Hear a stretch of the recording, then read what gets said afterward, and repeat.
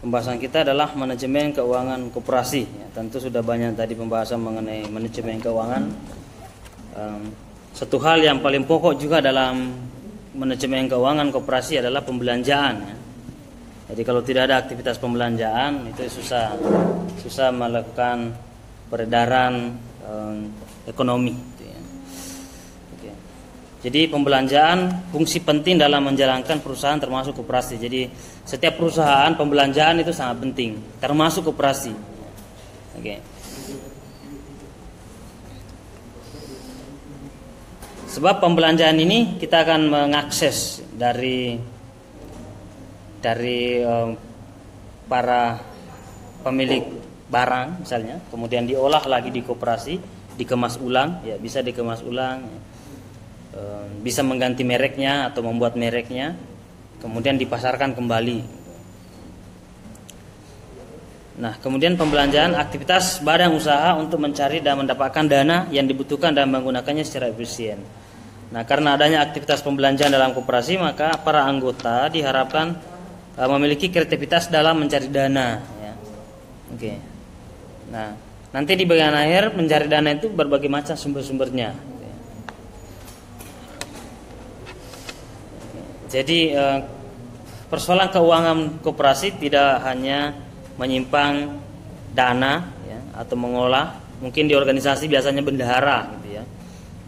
Seorang bendahara yang baik itu tidak seorang bendahara yang sukses itu tidak hanya pintar menghitung uang yang ada atau menghitung dana organisasi yang sudah ada, tapi bisa menghasilkan sekian kali lipat dana itu. Itu skala kecil dari manajemen keuangan. Jadi seorang bendahara misalnya itu bisa menggunakan dana dari organisasi dengan menciptakan hal-hal yang lain, misalnya membuat kaligrafi, gantungan kunci atau baju kaos dan macam-macamnya.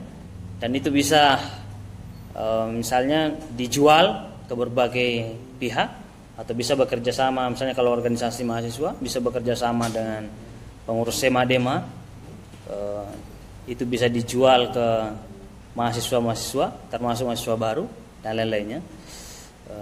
Bagi yang berminat itu bisa diolah, dikelola, ataukah menjual di masyarakat umum. Kalau misalnya di Salatiga setiap minggu ada JB misalnya ya, di pasar di JB itu akan mudah misalnya menjual dan lain-lainnya. Itu bisa diolah, itu diputar uangnya. Jadi sepanjang bendahara itu mampu bertanggung jawab terhadap uang yang dikelola itu dan bisa mempresentasikan nanti di LPJ bahwa dia menggunakan uang itu seperti ini dan itu namanya produktif ya. Nah, sama saja dengan manajemen keuangan yang ada di perusahaan maupun di koperasi gitu ya. Itu bisa dikelola dananya, bahkan bisa mencari sumber-sumber dana gitu. Dan dana yang sudah ada itu bisa diputar ya dengan sekian kali lipat dengan membelanjakan produk kemudian menjual ulang. Kemudian ada persoalan dalam pembelanjaan, dibagi dua, ya minimal dibagi dua persoalan-persoalan dalam pembelanjaan. Yang pertama ada namanya pembelanjaan aktif, yaitu usaha menggunakan dana yang dimiliki dengan cara seefisien mungkin. Jadi sudah ada dana yang dimiliki, itu berupaya digunakan secara efisien. Kemudian yang kedua adalah jangan sampai ada dana yang menganggur dengan jumlah besar. Misalnya cuma menyimpan dananya, koperasi membengkak keuangannya tapi tidak diputar gitu ya. Tidak ada aktivitas jual beli itu. Tidak ada aktivitas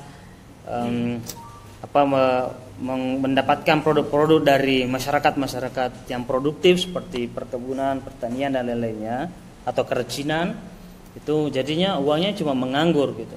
Itu yang tidak produktif ya. Kemudian jangan sampai kekurangan dana sehingga kesempatan mendapatkan laba hilang direbut saingan. Misalnya ada proyek tertentu ya, ada kebetulan ada misalnya hasil produksi kerajinan, kemudian itu dijual. Kira-kira ketika itu dibeli dan dijual ulang itu menjanjikan dan banyak dananya atau banyak keuntungannya. Tetapi karena kas dari koperasi kita menipis, ya, dananya kurang siap gitu. Akhirnya direbut oleh orang lain ya. Bisa non koperasi, bisa dengan koperasi lain. Jadi diupayakan tetap ada dana yang selalu disiapkan. Itu ya yang poin-poinnya. Nah, kemudian ada namanya pembelanjaan pasif. Nah, tadi yang aktif, sekarang pasif. Yaitu usaha atau aktivitas perusahaan atau koperasi untuk mencari dana yang diperlukan dengan cara sebisa mungkin. Modal yang akan digunakan harus diperoleh dengan biaya yang paling rendah dan sesuai dengan kebutuhan. Nah, itu yang kalau pembelanjaan pasif ya. Usaha atau aktivitas perusahaan atau koperasi untuk mencari dana yang diperlukan dengan cara sufisien. Jadi ada aktivitas mencari dana. Jadi ketika misalnya koperasi itu belum besar, dananya masih sedikit, maka bisa kerjasama dengan pihak-pihak lain untuk mendapatkan dana. Bisa patungan lagi dengan para anggota atau mengajak kerjasama non anggota supaya dana itu berkumpul lumayan banyak, itu bisa diputar ya. Jadi disitulah fungsi manajemen nanti, terutama fungsi manajemen keuangan.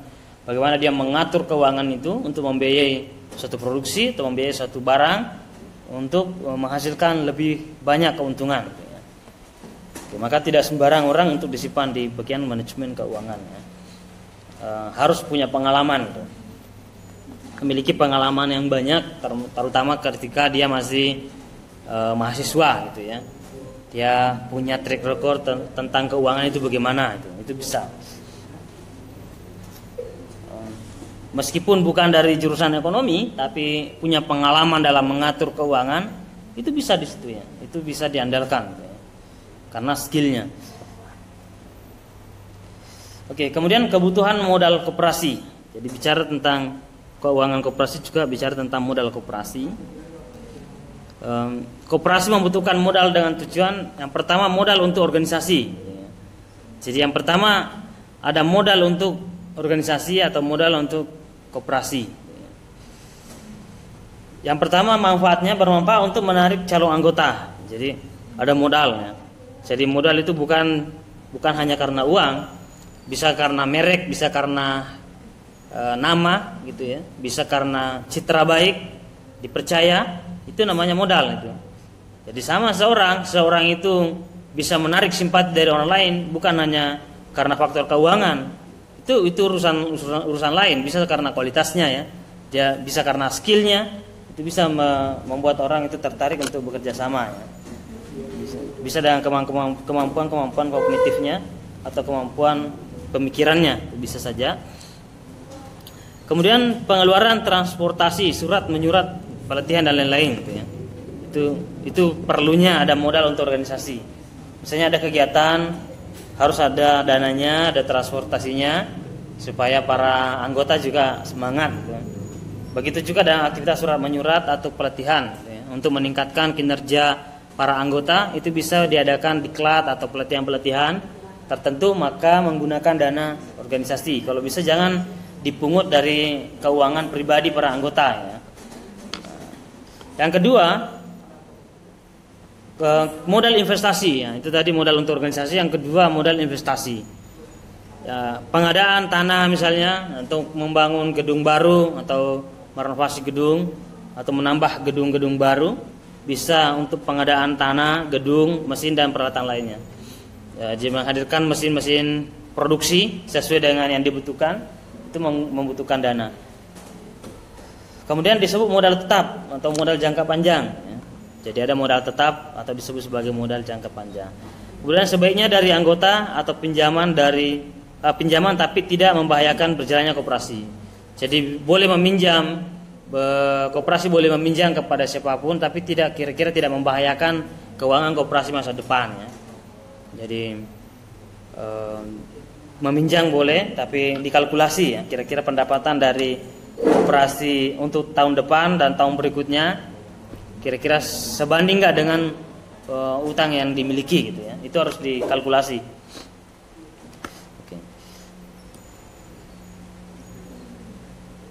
Kemudian yang ketiga modal kerja. Jadi kebutuhan modal yang dibutuhkan oleh koperasi atau perusahaan. Yang ketiga modal kerja. Ya, yaitu modal membelanjai operasinya setiap hari ya. Jadi maksudnya ketika sedang memproduksi barang-barang, memproduksi sesuatu, maka itu membutuhkan pembelanjaan, ya, modal pembelanjaan operasional. Kemudian dana dari anggota ketika dana cukup, ya. Jadi bisa menggunakan dana anggota ketika itu tersedia. Kemudian bisa juga jaminan hutang untuk dapat modal kerja dari kreditur, ya. Itu bisa digunakan kalau dari kreditur. Oke, mungkin itu yang. Nah, ini sumber modal koperasi, ada undang-undangnya, ya. Undang-Undang Nomor 25 Tahun 1992 Pasal 41 sampai 42 diatur bahwa modal koperasi terdiri modal sendiri dan modal pinjaman. Itu bisa. Jadi koperasi itu dua hal menjadi sumber modalnya. Yang pertama modal dari sendiri, ya, modal sendiri dari para anggota, dan modal pinjaman. Yang pertama modal sendiri, ya, meliputi modal simpanan pokok, ada simpanan wajib, ada dana cadangan, dan ada dana hibah dan donasi, gitu ya. Itu kalau dari modal sendiri. Kalau dari ini dari hibah dan donasi, misalnya sejumlah dana atau berupa barang yang diterima koperasi secara cuma-cuma dari pihak lain. Ada orang yang sangat dermawan, misalnya dekat dari koperasi itu, ataukah pernah koperasi itu berjasa kepada orang tertentu atau masyarakat tertentu atau kelompok tertentu, kemudian dia menghibahkan barang-barang seperti misalnya tanah atau barang tertentu, itu didapatkan secara cuma-cuma. Jadi tidak dijual ke koperasi itu, tapi cuma diberikan. Ataukah kalau semacam pemberian misalnya lahan, ya, mungkin ada orang dermawan di situ, ataukah pernah ada kontribusi kita, atau ada orang yang dikenal di dalam kemudian punya relasi dan siap menghibahkan misalnya tanahnya untuk dibuatkan gedung koperasi dan lain-lainnya, itu boleh, ya. Itu namanya dari modal pribadi dalam kategori hibah dan donasi.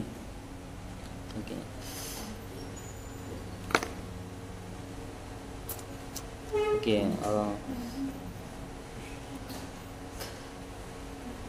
Kemudian modal diperoleh koperasi didaya gunakan untuk memenuhi kebutuhan para anggota koperasi, ya, sesuai dengan usaha yang dijalankan. Ini untuk pendayagunaan modalnya aja, ya. Untuk pendayagunaan modal bisa bidang jasa, bisa bidang pemasaran, bidang produksi.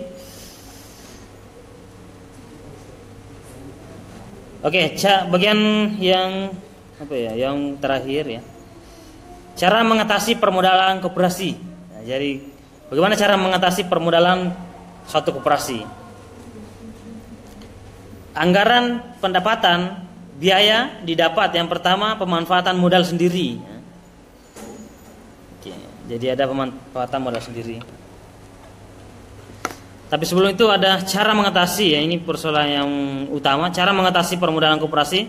Tidak semua koperasi kekurangan modal, ya. Tidak semua koperasi itu memiliki kekurangan modal. Bisa saja modalnya banyak. Tapi semakin berkembangnya kegiatan yang ditangani koperasi, karena usaha harus selalu dikembangkan sehingga butuh modal banyak. Karena banyaknya kegiatan, semakin bertambahnya kompleksitas, ya, kebutuhan masyarakat dan berbagai perkembangan masa kini membuat koperasi itu banyak aktivitas atau banyak kegiatan. Nah, meskipun tidak kekurangan modal, tapi lama-kelamaan dia akan membutuhkan modal banyak, ya, karena banyaknya aktivitas. Kemudian makin tinggi jangkauan pelayanan, semakin tinggi target pendapatan direncanakan, jadi semakin besar dana yang dibutuhkan. Nah, karena adanya jangkauan yang lebih luas, satu pasar misalnya dari perusahaan ataukah koperasi, maka membutuhkan dana yang cukup banyak juga. Nah, anggaran pendapatan biaya didapat dari yang pertama pemanfaatan modal sendiri, ya. Oke. Bisa dari modal sendiri. Yang kedua, seperti misalnya simpanan pokok dan simpanan wajib anggota, penggunaan cadangan untuk penyusutan yang belum dipakai, cadangan sosial dan pendidikan yang belum dipakai bisa diproduktifkan asal bisa dipertanggungjawabkan daripada dana cadangan yang menganggur, ya. Jadi misalnya ada dana sosial dan dana pendidikan dari koperasi itu, itu bisa digunakan untuk membiayai hal lain, yang penting bisa dipertanggungjawabkan ya. Kemudian ada modal asing. Ketika misalnya memang harus mengutang, ada namanya pemanfaatan modal asing. Pastikan suku bunga rendah dan gampang diperoleh asalkan pengurus ya gesit dan pintar mencari peluang serta kepintaran berkomunikasi dengan negosiasi. Maka di sini dibutuhkan orang yang pandai bernegosiasi ya. Jadi anggota koperasi yang pandai bernegosiasi itu kita minta tolong ya, supaya bagaimana dia bisa bernegosiasi, bisa meminjamkan modal atau bisa meminjam modal ke perusahaan tertentu atau ke orang tertentu dengan bunga yang sedikit, bunganya sedikit dan tidak membahayakan koperasi masa depannya. Itu dibutuhkan skill dari orang yang mampu negosiasi.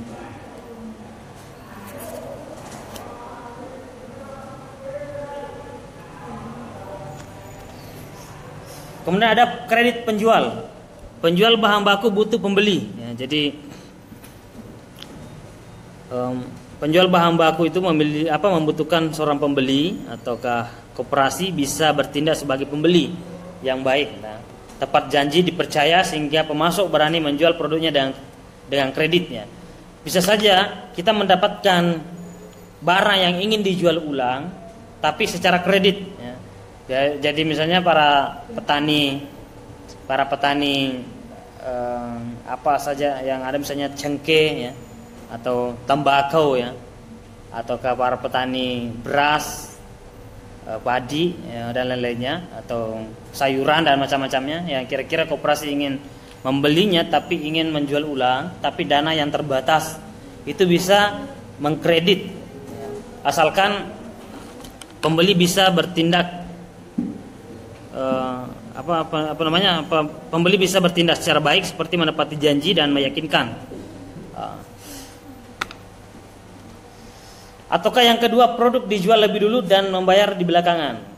Kalau misalnya tidak mengkredit, bisa saja barang itu kita minta dulu, tapi nanti setelah terjual maka koperasi memberikan bayaran kepada pemilik barang itu sendiri ya.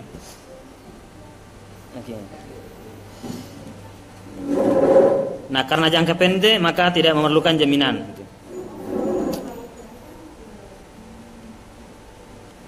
Kemudian yang bagian-bagian yang terakhir, kredit pembeli ya. Ada kredit pembeli, tadi kredit penjual ya. Ini kredit pembeli. Penjualan koperasi dipercaya dan permintaan banyak, sedangkan persediaan produk kurang dan dana yang kurang, maka pembeli bisa memesan dan bayar lebih dulu uang muka atau keseluruhan ya. Jadi misalnya koperasi itu dipercaya dan permintaan banyak ya. Permintaan banyak tapi pemasukan sedikit ya. Itu bisa meminta lebih dahulu kepada para pemasok dengan memberikan uang jaminan. Uang jaminan seberapa saja, nanti membayar keseluruhan di bagian akhir ya. Oke, mungkin itu yang menjadi tambahan.